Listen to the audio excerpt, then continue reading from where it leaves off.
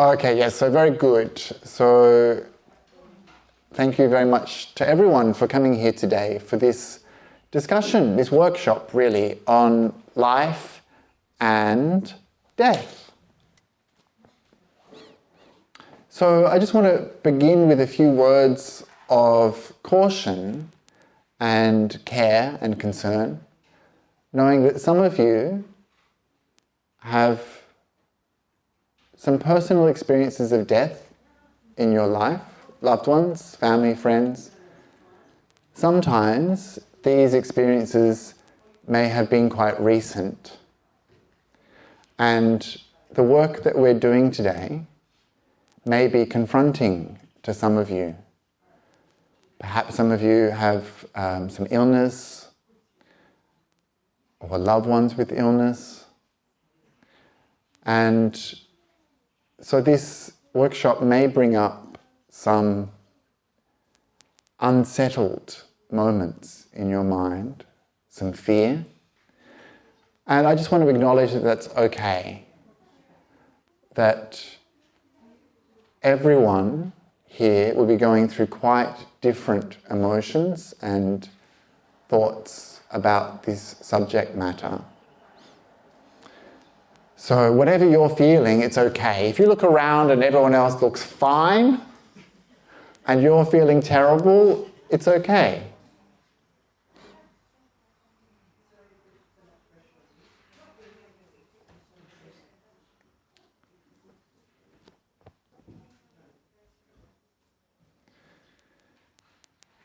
My approach to death, in my teaching practice at least, is somewhat lighthearted. I don't want you to mistake that for me being an asshole. It's lighthearted because this is a serious subject. We're going to have to deal with this subject over and over and over again in our lives. And sometimes I'm a bit lighthearted so that the message can go in more easily. So don't mistake me for being cruel or horrible. It's just a way that we can kind of get to grips with this serious subject in a way that's less confronting. Does that make sense? So part of that lightheartedness, I think you can start to see, is that we're suddenly in a graveyard.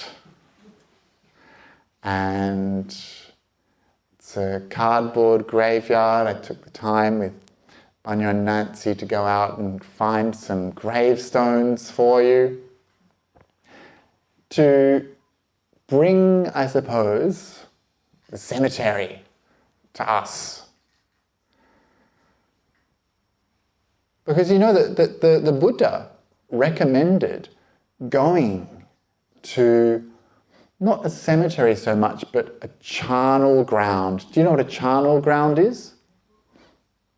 A charnel ground's where you just throw a dead body. There's no fancy coffin. Maybe there's a shroud, some fabric wrapped around the body. You just throw them in there. And that's it. Imagine at the time of the Buddha, just as today, cremation was expensive. It's not cheap. You know, you have to get a lot of wood to burn a body, right? It's beyond the cost of a lot of people even today. And so that experience of going to a charnel ground, even more confronting than going to a nice cemetery, right? Where the bodies are out of sight. And so the Buddha encouraged monks and nuns to go to these charnel grounds to meditate. Why? Why do you think?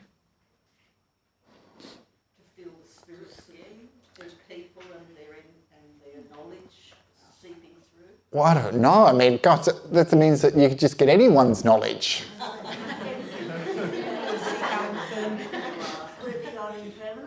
To see how impermanent you are.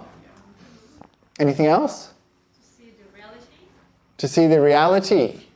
You're not core. Except for the gnawing of the animals tearing apart the bodies. Yeah, I think all of that is right, to make it real. To make it real, to make us understand for ourselves.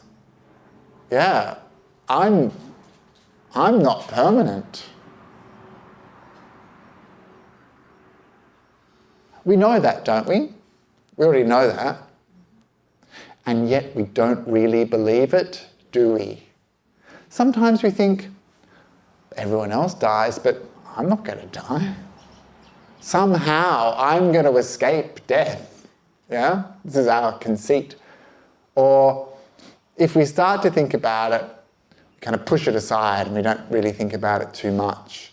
We understand that people die, but we kind of like put our fingers in our ears, cover our eyes. We don't really want to consider it deeply. We don't really want to make it real. And so, yeah, going to a cemetery, going to a charnel ground for sure is going to make it real. One of the things that I do with groups regularly is I take them to cemeteries. One of my favourites in Sydney is Rookwood Necropolis, the City of the Dead. It's one of the oldest still functioning cemeteries in Australia and the largest, actually. It has its own postcode, but probably not many letters, I imagine. And so it's huge. And we go there and we walk into the cemetery. I ask everyone to be very mindful, just as I'm going to ask you to be mindful today of death. And, they walk in, people are walking very seriously. I ask them to do things like look at the names on the gravestone. Sometimes you might see your own name there. Look at the ages that the people died. Right? Looking around this room, most of you are pretty young for old people.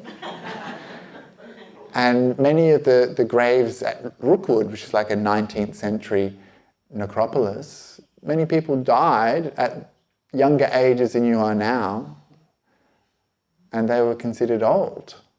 So you've had a pretty good life. Sometimes the gravestones have things like the cause of death, killed by a tram, died of a tropical disease. And sometimes they'll have a little bit of information too, like, dearly beloved, will be greatly missed. And so when people go and they start walking through the cemetery, yes, they're starting to get it. They're starting to get it, yeah. Life is impermanent. I'm going to die. And then 15 minutes into the session, people are chatting, looking at the gravestones, talking at the view, taking selfies, blah, blah, blah. And that awareness is gone. It's so hard to maintain this mindfulness of death. We have this idea of permanence, our permanence. None of you woke up today thinking, this is it, my last day on earth. None of you woke up thinking that, right? You have a belief that you will be here tomorrow. You have a belief that you will be here all day. For the next 7 hours of the workshop, for the next 3 hours, for the next 1 hour, for the next few minutes, you believe that you're going to be here. And for most of the time, you'll be correct. But one day, you'll be dead wrong. But it's this conceit, this belief that I'll turn up tomorrow. I'll be here tomorrow. This is that idea of permanence that we've convinced ourselves of. And think about how that affects our mind. I'll do it tomorrow. I'll put off doing that meditation till later on in the week. I'll put off my spiritual practice until that retreat next year. That's when I'll really focus on it. And so this idea of permanence really does affect the way we view our life and the world. Whereas if we could convince ourselves of impermanence, of the certainty of death, that should change the way we live. If we truly understood death, the certainty of death, it would change our life. And so this is what we're going to be exploring today. Not just some weird, gothic, morbid,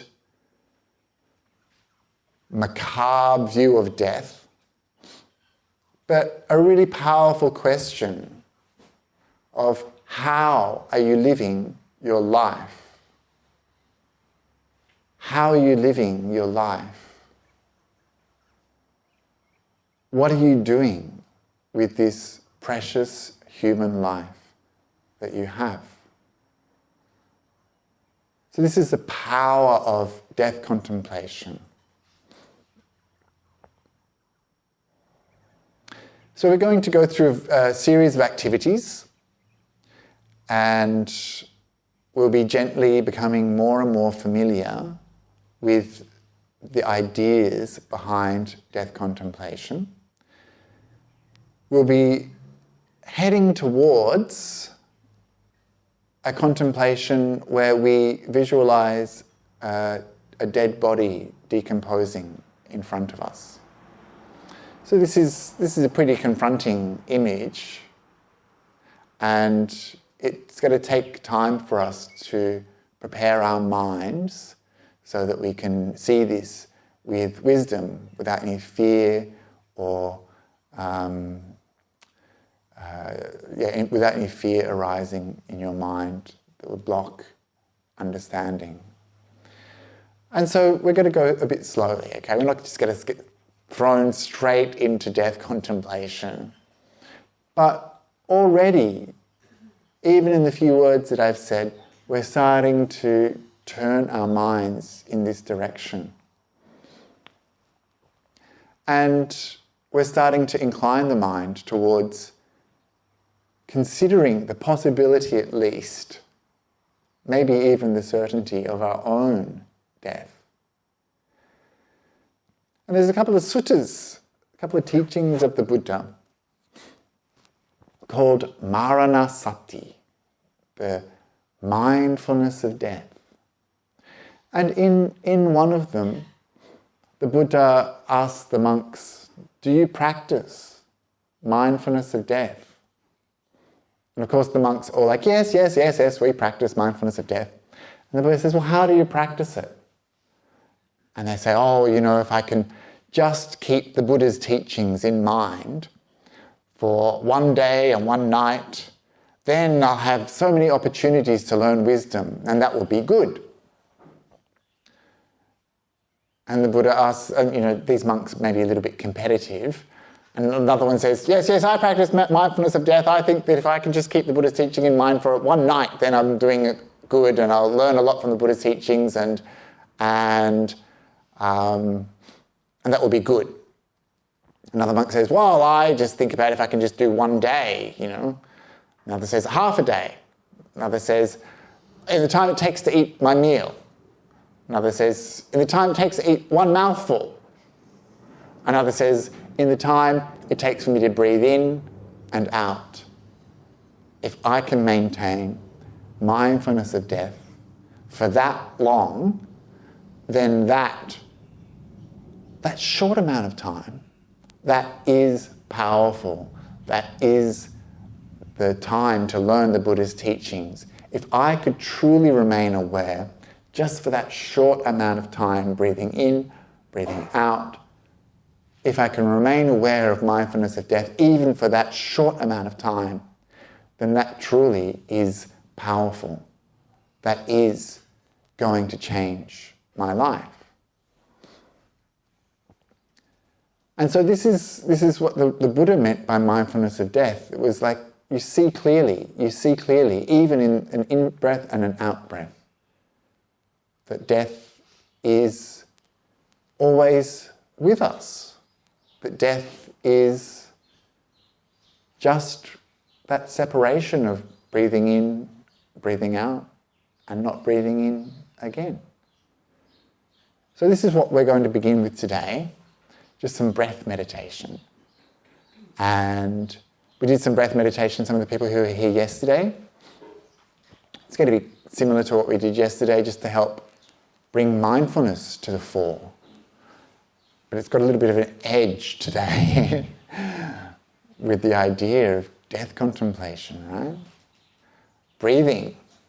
Breathing is something that we do when we're alive. Yeah? And so we're just going to begin with maybe 30 minutes of breath meditation so that we can start to settle in to our practice, develop the mindfulness that we'll need so that we can contemplate these big, important issues as we go throughout the day. We need that strong foundation of mindfulness so that we can see clearly what's going on. So let's take a comfortable position.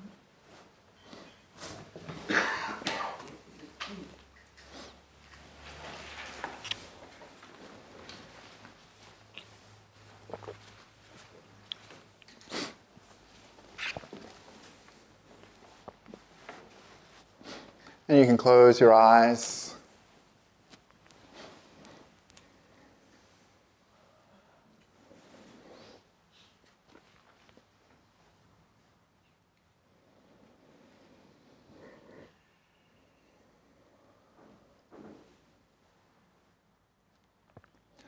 We'll begin just by letting go. Letting go of the morning or the busyness, all of the activity we've been doing.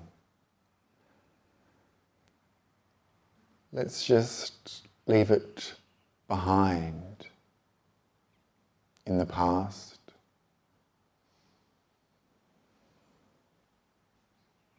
Where it belongs. No need to remember or ruminate about what's gone before.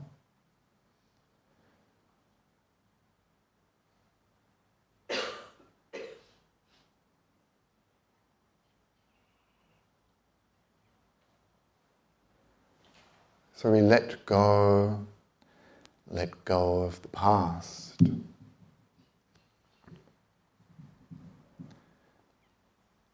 So that we can have some freedom from the past.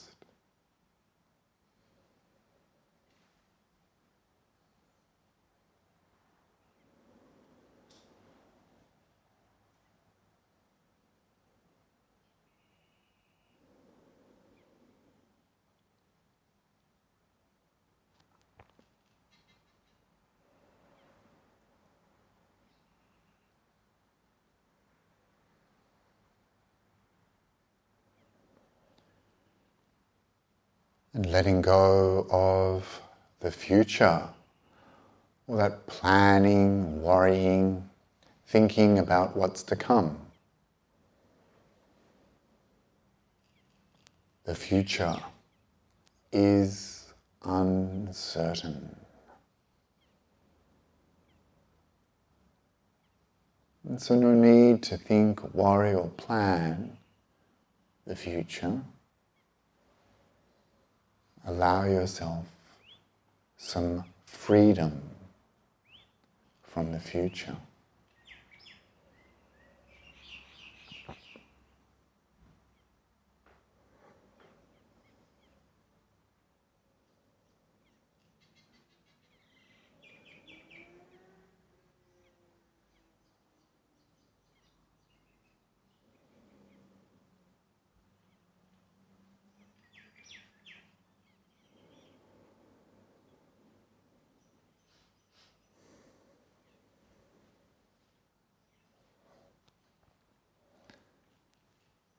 And so by letting go of the past, letting go of the future,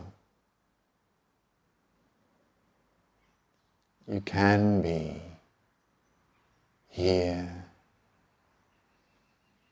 now. You can be present,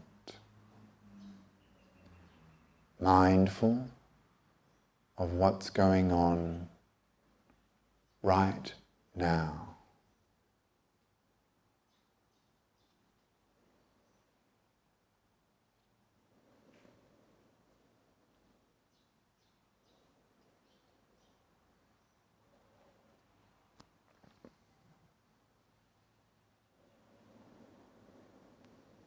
And in this present, we hear the sounds of the birds, distant traffic,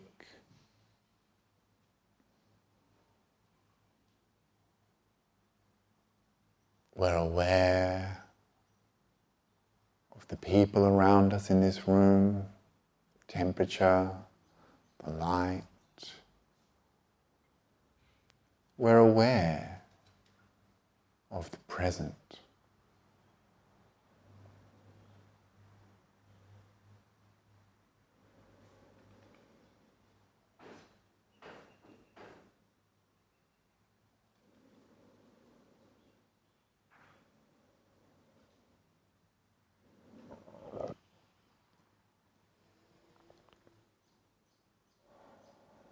We're aware of our bodies sitting here, our posture,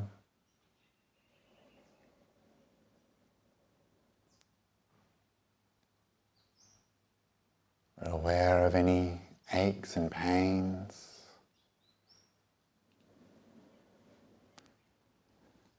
You can take a moment to adjust the body to get more comfortable, so you can sit here longer, developing mindfulness.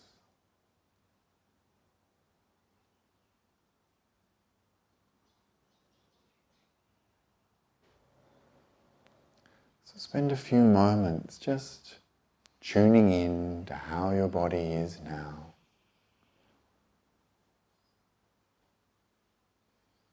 Relaxing where you can relax.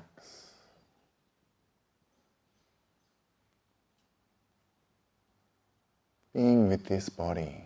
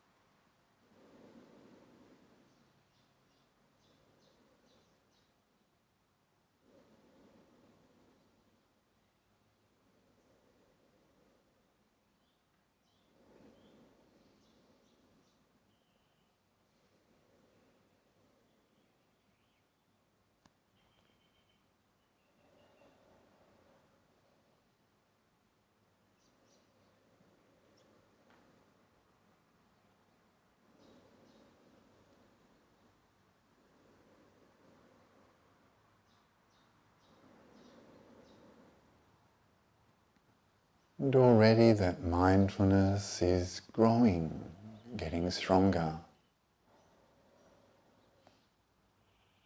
By pausing, coming into stillness,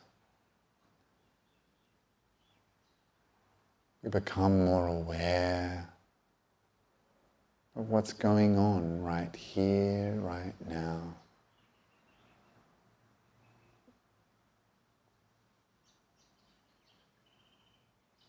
And the body is still, relaxed. Our mind becomes more calm.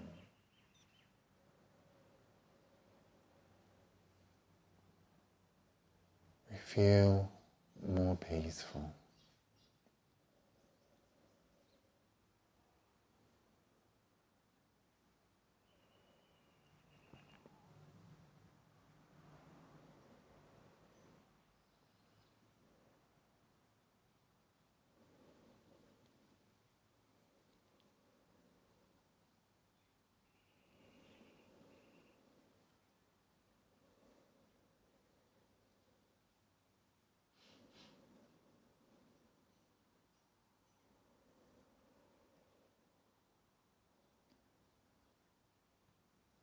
And as our mindfulness develops, suddenly the breath appears before us. It's there, easy to see. It comes to you.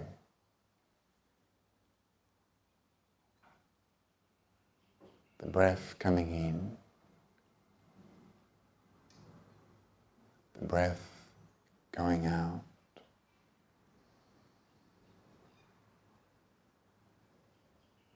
We watch each and every breath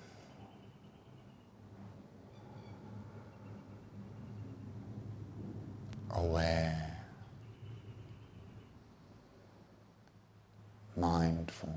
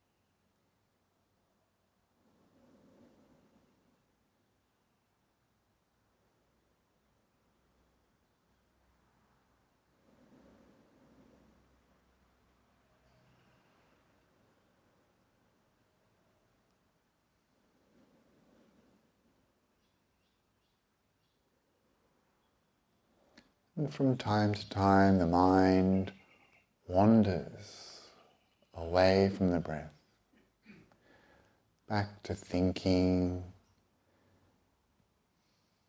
going to the past, going to the future. And so very gently, over and over, bringing the mind back, allowing it to rest on the breath. Nothing else to do. Just breathing in, breathing out, mindfully breathing in, mindfully breathing out.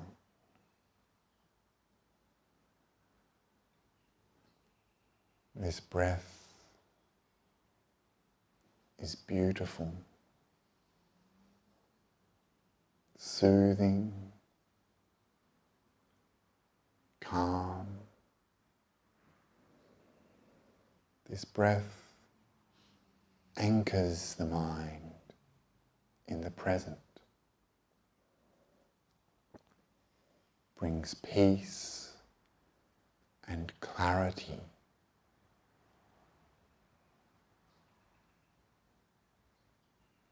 And so we want to be with the breath, stay with the breath, each and every breath,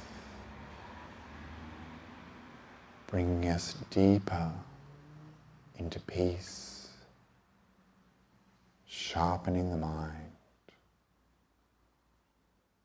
that letting us see more and more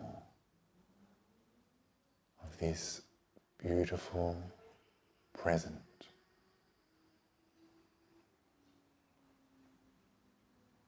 And so keep being aware of the breath, breathing mindfully for the remainder of the session.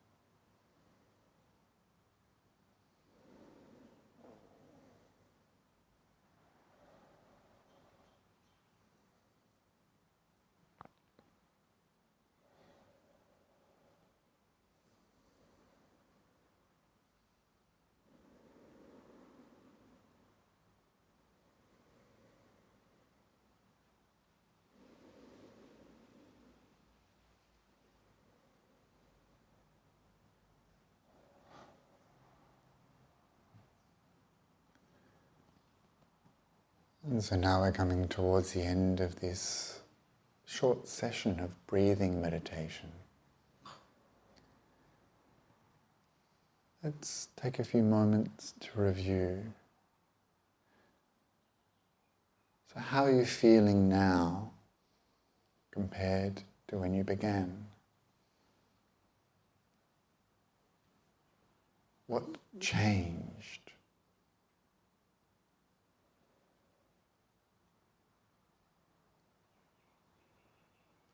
Why did things change?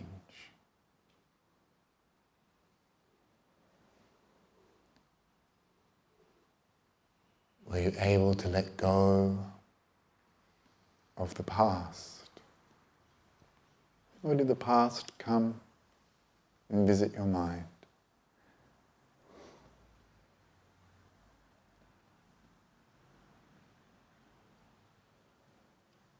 Were you able to let go of the future? Or did the future come into your mind?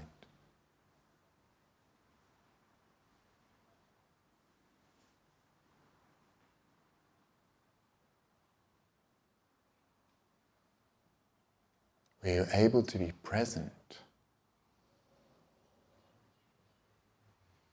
Were you able to watch the breath?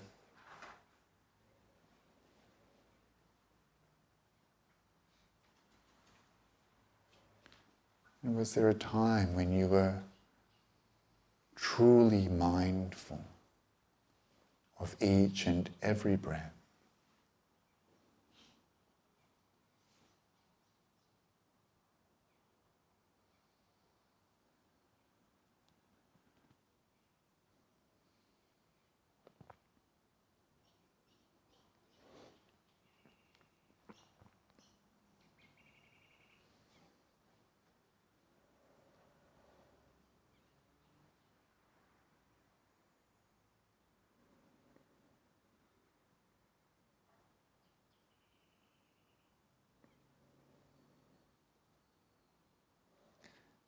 And so now you can relax your awareness and come back to the space. We'll rise from the meditation.